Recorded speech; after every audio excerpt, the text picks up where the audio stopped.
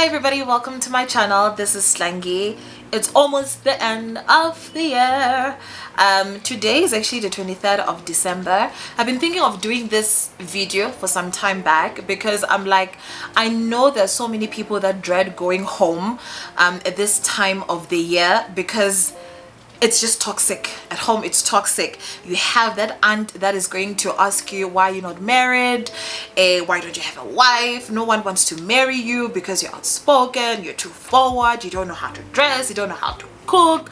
Others, it's not even your aunts or your uncles or your relatives, it's your own parents that talk to you in this way.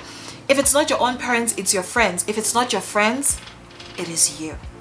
You are the one that is telling yourself all these things and giving yourself unrealistic standards because you are weighing your life with everybody else. And I understand it's tough, it's not easy because this festive season everybody is flexing. Everybody came back home to flex their latest car that they bought, their latest degree that they got, their latest wife. It sounds funny putting it like that. You know, they're coming to flex that, okay, look at this new one that I have. Someone just recently got promoted and they come back home and they make you feel it. You're going to feel it. You're going to see it. Those rich relatives, most people can attest that, oh, it's going to be them. It's going to be what they say. These dynamics are interesting. I always find these dynamics interesting, and it just goes to show how materialistic the world is. It's funny that we are not moving away from it. It's like every year it keeps on adding on to how materialistic life is. So I need to remind you that you're not a failure, number one, just because you didn't achieve what you thought you would have achieved by this time. I also need to remind you that everything that happens in our life or the way that things affect us is based on our emotional perspective of it. So we need to shift or change the way that we see things. We need to redefine what success is. And honestly, I have a problem with looking at other people's definition of these things because you can't define what worked for you and use it to define what should work for me. First of all, we have different circumstances. We have different mental capacities. Some people have privileges, so you can't base your life based on someone that had privilege all their life. And I'm not saying this to say that we need to be lazy or we need not put in the effort or go in the extra mile, give it an extra push for the things that we want in life. But I'm just trying to say, be realistic, number one. Number two, understand that God is always working right on time, all the time.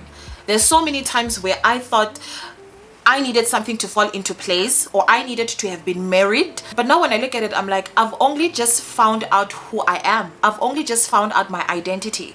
So if I had gotten married perhaps that 3 years or 5 years ago, that means I would have been someone's identity.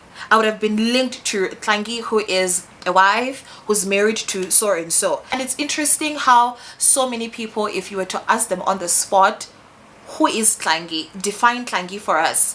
You know, it will take time because they need to assess, they need to remember, they need to look at their life trends and see, who am I?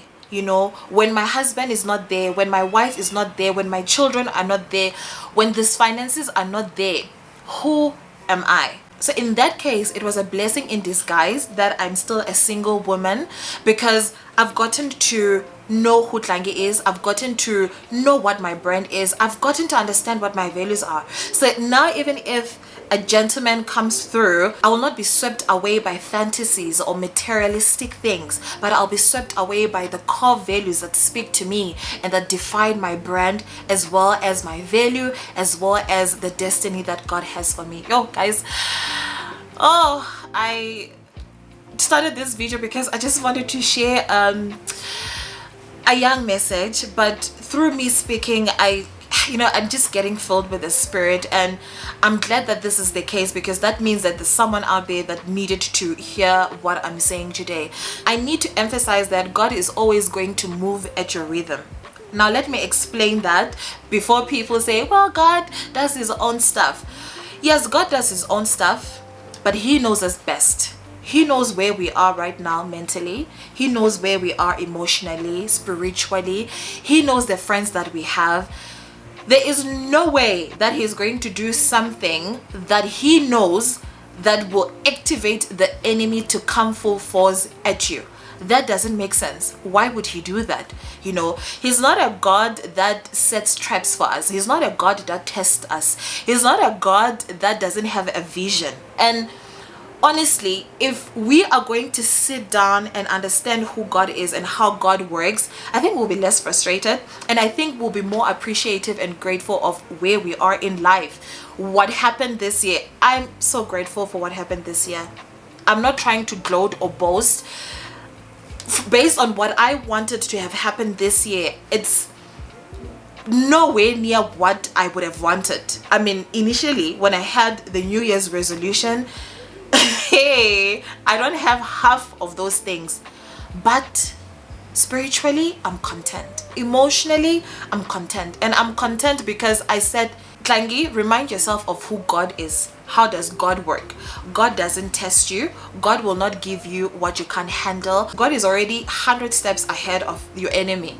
So if he knows that doing this at this time is going to cause this reaction and you're not ready for it, you're not ready to handle it, then he's going to let you be, let you find your way around things. And sometimes finding our own way around things is the greatest blessing that we can ever get, because now when other things fall into place, you're not going to be shaken, you're not going to be too excited when now that money comes through.